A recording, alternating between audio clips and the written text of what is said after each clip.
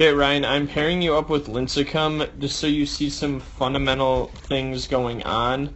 And then I'll pair you up on another video with an infielder. So he's turned away a lot. This is more than most guys, but so don't worry about this part. Worry about what happens right as he goes to throw. So this is what's similar to every position player, okay? Stride length is going to be actually similar. In motion, though,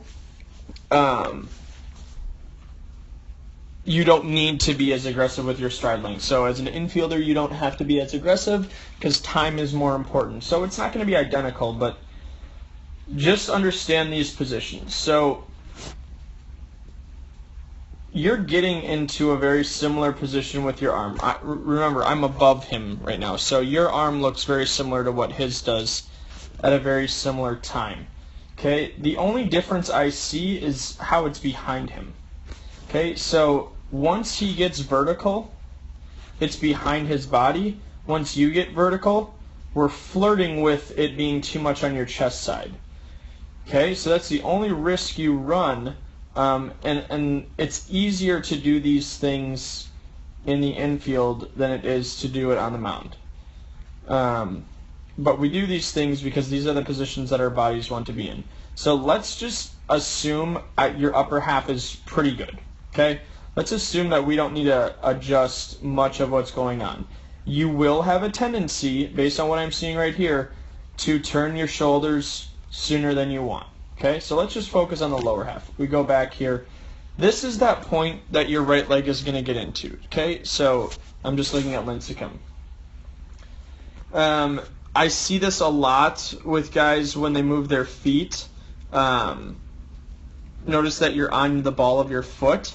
I think this is natural. I wouldn't think about this too much, but if you aren't moving your feet, you should absolutely have your foot flat to the ground.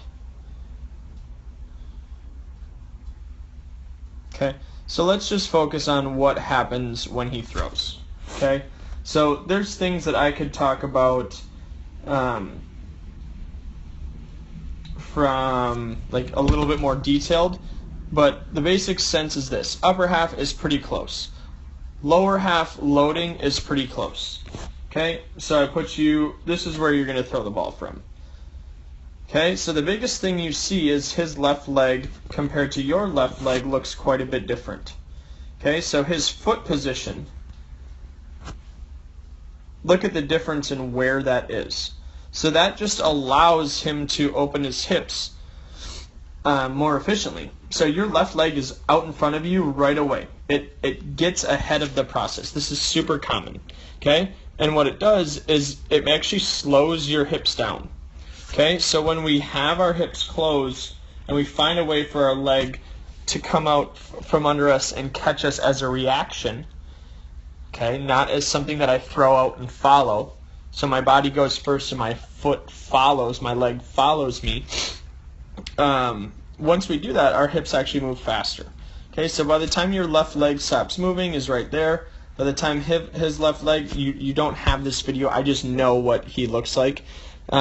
Is right here. So his front leg is stopped moving right now. So we see a big difference in the firming up of his left leg in relation to his upper half. So by the time your leg firms up, look at your upper half, look at his upper half. Okay? Also, at that point, look at how much his hips have turned. So by the time you just come in contact with the ground right here, look at how much hip turn you have. None. 80% of velocity is can be attributed to your ability to rotate your hips ahead of your shoulders. So the pitchers have heard this many times. Hip and shoulder separation is very significant. Okay? So if this is a little bit challenging to follow, or if it's making 100% sense, my biggest challenge to you is to watch video. Watch guys throw. Watch yourself throw. Gain an understanding of where you look similar, where you look different, and I can help point you in the right direction. He has way more separation between his hips and his shoulders. That's you at foot strike. This is him at foot strike. This is you once your left leg stops moving and actually firms up. This is also where his front leg firms up. So his left foot and his left leg the contact and stabilization of his left foot and left leg is simultaneous, where there's a huge separation between yours. So you're coming in contact with the ground here, and then it takes all of these frames, and this is slow frame speed. This is 30 frames per second on the left. I take in slow motion. That's why you still need to ask Muntz what to do, because we should be taking at 240 frames per second, so this is more obvious to you. But again, this is 30 frames per second on the left.